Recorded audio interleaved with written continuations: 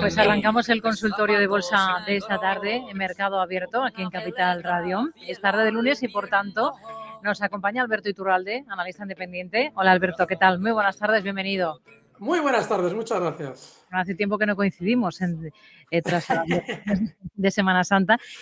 ¿Cómo están las cosas en las bolsas? ¿Han cambiado mucho? Sí, han cambiado en el sentido de que yo esperaba que se mantuvieran, incluso el viernes pasado un poquito más arriba por aquello de las elecciones. Al parecer, debía tener el sistema financiero tan claro que iba a ganar con diferencia Macron que ni se molestaron en hacerlo, y ya incluso a partir ya del jueves, viernes, empezó el mercado a flojear, no tanto como en Estados Unidos, pero sí a decirnos que probablemente durante los próximos días podamos vivir más recorte. A la hora de analizar el gráfico, por ejemplo, del DAX, el DAX nos dejaba en el pasado, sobre todo en el momento, meses de febrero de 2020, justo antes de las caídas del coronavirus, a finales de 2018 también, nos dejaba zonas que claramente son soporte ahora, porque fueron también claramente resistencia entonces. Esas zonas, estaríamos hablando de los 13.470 para el caso del DAX, y también, pues lógicamente, sería un 3% todavía de caída pendiente, 2-3% por hacer. A la hora de mirar el mercado español, si acudimos al IBEX, nos encontramos que estamos dentro de ese inmenso movimiento lateral. Es terrible porque intentar especular con un índice que tiene un desplazamiento tan pequeño entre soporte y resistencia es dificilísimo.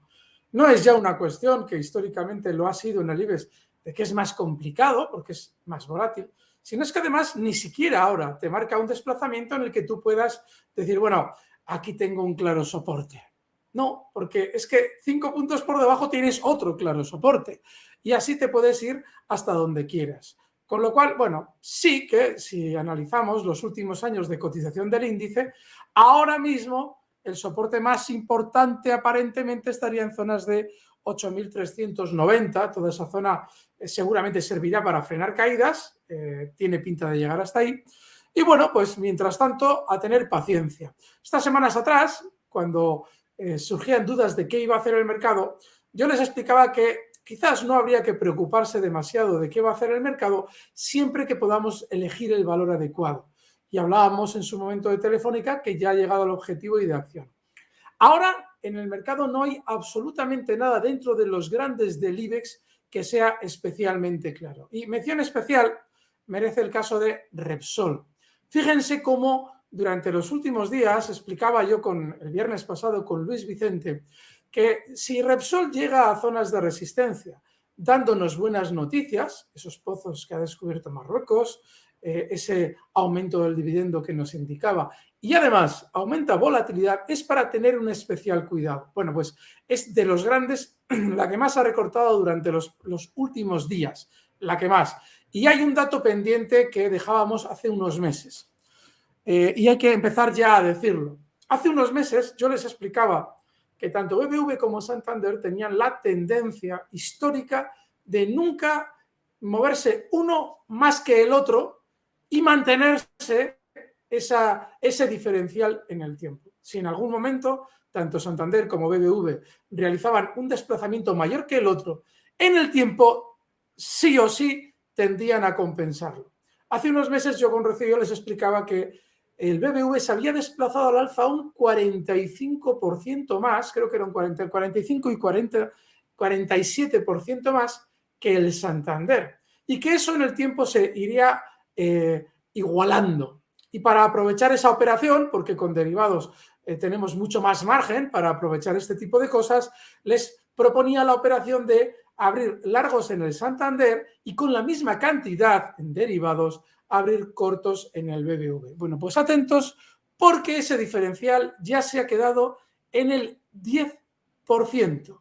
Está desde mínimos, desde el momento en el que se descubren las vacunas, el BBV ha subido el 126%, el Santander lo ha hecho un 115% y como comprobarán, ese diferencial ya no es del 45-47%, sino que actualmente es del 11%. ¿Dónde está el beneficio aquí? Todo lo que hemos ganado en el lado bajista es obviamente mucho más de lo que hemos perdido en la operación alcista del Santander. bajista BBV, alcista Santander. De manera que ese 34% que ya hemos recuperado no es un 34% de beneficio, es la mitad, es un 17%, porque recuerden que eran 2 operaciones. Luego, estaríamos hablando de un beneficio que prácticamente sin riesgo nos da en 6-7 meses un porcentaje de beneficio del 17% y todavía le queda un 6% más para redondear ese 12% de diferencial que todavía no se ha igualado. Yo les cuento estas cosas porque es muy importante a veces no solamente la imaginación, sino el detectar en el mercado determinados gestos que se repiten con frecuencia y que si de algún modo vemos que tienen, como en este caso, una probabilidad de cumplirse tan alta, nos ofrecen un beneficio que a ver quién nos da hoy en día un 17% en 6 meses. Alberto, no sé si puede compartir pantalla para los oyentes que luego vayan a observar el vídeo de esta intervención suya en el consultorio de Bolsa de Mercado Abierto, en el canal de YouTube de Capital Radio. Ha mencionado esa estrategia con el BVA y con el Santander. También ha mencionado Repsol, que por cierto ha sido una de las peores esta jornada, casi un 4,5% de retroceso. Ha hablado de índices europeos. ¿Qué niveles está vigilando en los estadounidenses ahora? Vale, los Estados Unidos, que han sido los que más recorte han vivido en sesiones anteriores, tienen una peculiaridad muy importante. Y esto, a la hora de especular, hay que observarlo. Han caído mucho menos que Europa con aquello de la crisis de Ucrania. Yo en su día les explicaba que en realidad el objetivo de toda esa mascarada militar tiene que ver con el separar a Europa de Rusia y está generada desde la OTAN. Por esa razón, en Estados Unidos el mercado cayó muchísimo menos. Quienes van a perder son los europeos, no los estadounidenses. ¿Y por qué es importante ese dato a la hora de mirar el Dow Jones? Porque el Dow Jones claramente ha dejado en ese movimiento de menor caída una zona de soporte clave en los 32.700. Es probable que llegue hasta esa zona, porque si hacemos una comparación entre la caída que hemos comentado probable en el DAX y la que estamos diciendo ahora del Dow, verán que son muy similares. Es muy probable que llegue hasta ahí. Así es que yo esa es la zona que manejo como objetivo bajista ahora para el Dow. Y si alguien quiere abrir cortos e intentar aprovecharla, la zona 34.000, ahora está en 33.500, esa 34.000 es el stop de cortos. Bueno, vamos, si le parece, con dudas de oyentes. Aprovecho para recordar el número de teléfono al que pueden llamarnos para participar en este consultorio, que es el 91 283 3333. También el correo, que es oyentes@capitalradio.es, y a través de WhatsApp, notas de audio, ya lo saben, al 687 050 600. Vamos a ir con un correo que nos envía Javier preguntando por Solaria. Nos dice que tiene posiciones y que las tiene a 17 y posteriormente a 20,60. Quiere saber ahora si es mejor mantener o deshacer esas posiciones en Solaria. Bueno, hay un problema en Solaria y es que la arrancada fue muy fuerte. Hablamos de que tras haber caído con mucha fuerza desde enero de 2021, desde niveles de 31 hasta 12, ni más ni menos, tuvo un movimiento alcista muy rápido. Movimiento alcista que se realizó en 2 tramos. Fíjense, aquí los amantes de los impulsos o de las ondas tienen una forma, fíjense, muy bonita en el movimiento alcista de Solaria de encontrar 3 movimientos idénticos. Ahí los ven. 3 movimientos idénticos. Claro, realmente en muchas ocasiones esto se produce así, es decir, realmente se produce un movimiento en 3 fases tremendamente similares. De hecho, incluso los de ondas verán que la tercera, en teoría, es incluso la más grande de las 3. Es decir, si echamos cómo se cumplen las normas de la onda de Elliott, verán cómo realmente es bastante fiable. La primera, además, es un poquito anómala. Bien, está bien. Sin embargo, los movimientos no siempre se producen así. Con lo cual, elaborar un método de especulación con este sistema es complicado. ¿Por qué digo lo de los 3 movimientos? Porque el tercer movimiento alcista se ha realizado ya con unos máximos con mucha menos tendencia alcista que los 2 anteriores. Los 2 anteriores, y vemos que el tercero ya tiene menos pendiente. Eso podría implicar que esté ya queriendo girarse a la baja. Y eso podría implicar que para nuestro oyente, quizás, y bajo mi criterio, así es, la mejor opción se trata de salir del valor. pero no porque deba caer, sí que gráficamente aparenta querer caer, sino sobre todo porque es un valor peligrosísimo. Dentro de su sector ha funcionado mejor, pero lo ha hecho tanto mejor que no les debe extrañar que de algún modo quiera compensar ahora haciéndolo algo peor. Y desde luego que la historia de Solaria se la he contado muchas veces, es muy peligroso. Venga, vamos con notas de audio. Vamos a escuchar esta primera que nos ha dejado uno de nuestros oyentes, Alberto. Hola, buenas tardes. Soy Carlos desde Zaragoza y esta es una pregunta para el gran mago de la especulación, don Alberto Iturralde. Me gustaría saber soportes y resistencias del DAX y, según su opinión, a corto plazo, hacia dónde se dirige. Gracias y enhorabuena por el programa. Vale.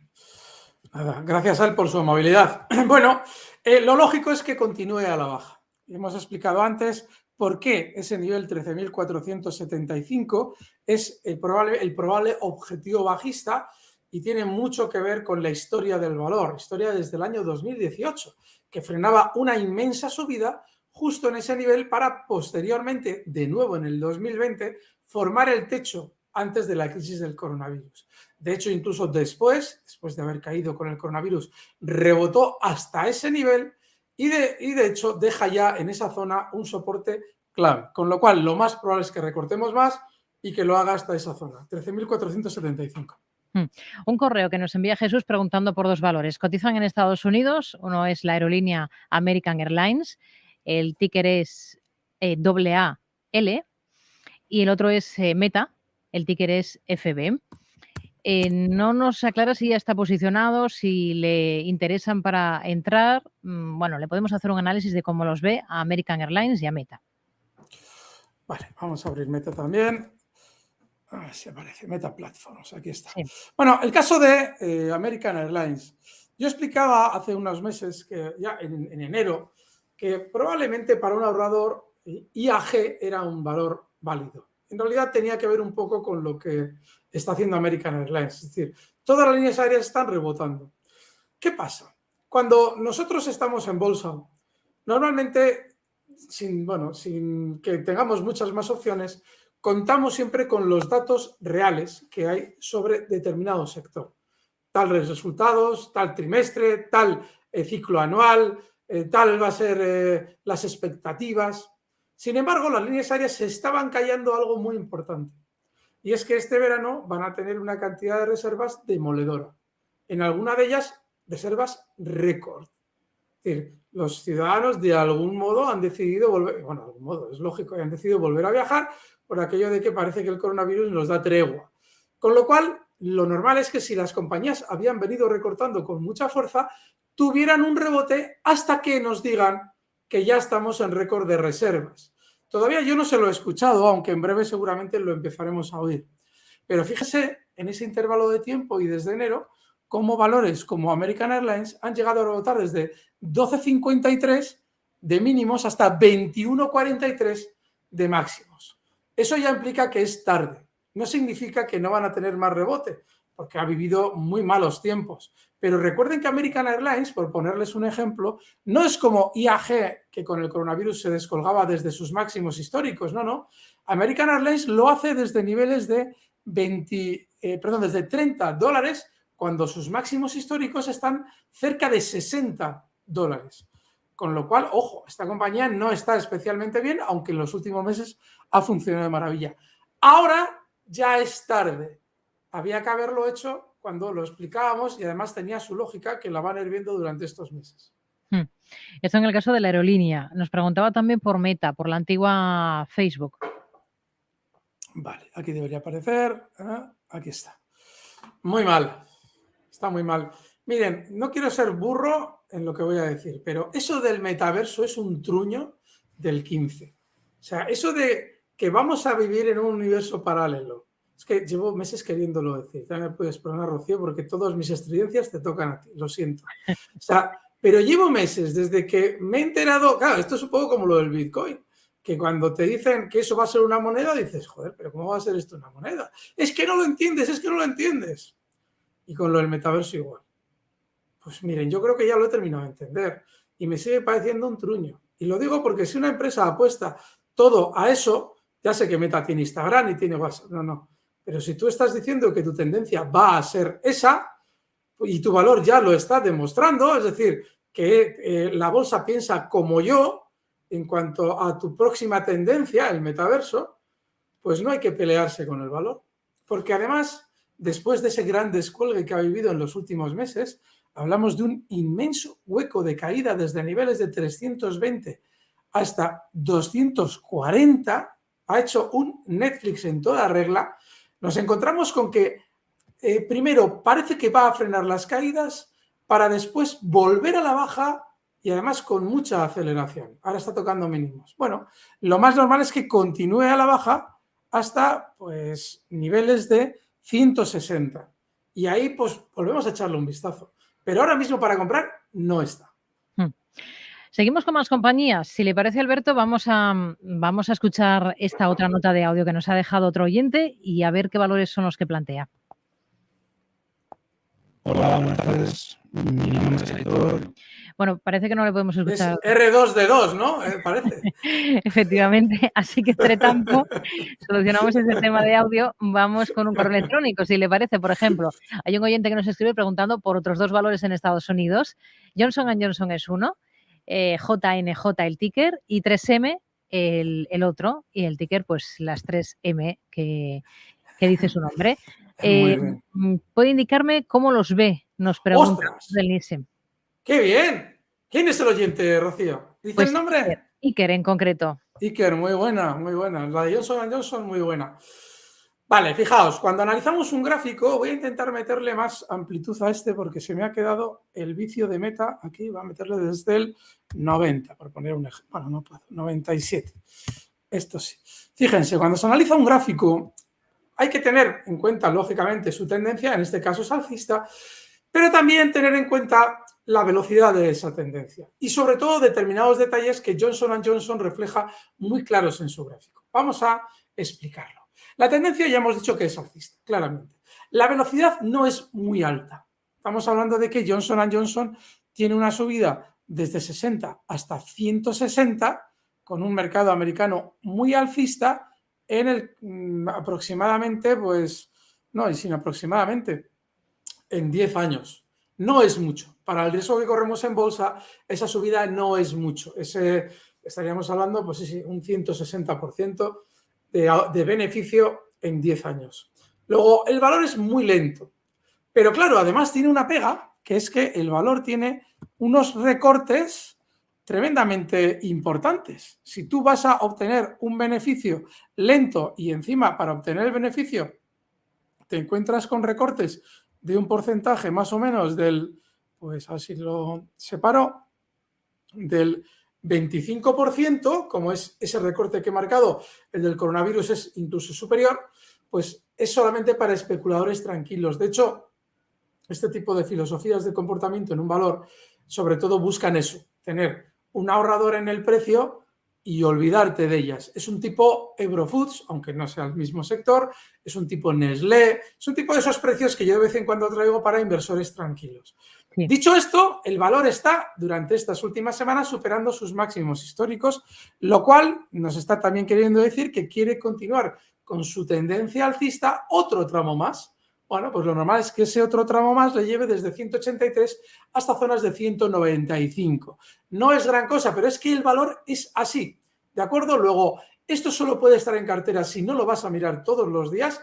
Es un formidable valor para un ahorrador en bolsa y el siguiente objetivo en 195.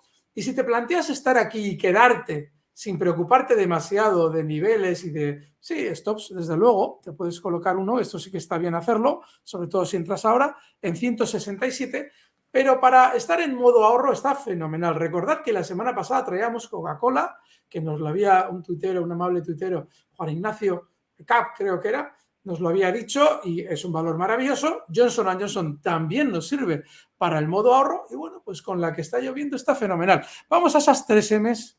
Sí. Que nos preguntaba a ver si tienen un aspecto similar. Vamos. Iker. ¿A quién sigues tú? Sigues a dos analistas que uno sabe mucho y otro no sabe nada. Pero ¿cómo puedes tú tener 3M en la misma cabeza que tienes Johnson & Johnson? ¿Qué sentido tiene eso? No solamente no está alcista, que no lo está, sino que además, después del rebote tras la caída del coronavirus, ha acelerado su caída. El mercado americano no está haciéndolo tan mal. Tú estás en un valor que está funcionando peor que los demás. Y si por algún casual alguien se pudiera preguntar, bueno, pero es que está en un soporte y quizá desde aquí rebota, podría ser. Sin embargo, para que eso fuera así, necesitaría todavía recortar desde 147 a 133 y pararse ahí.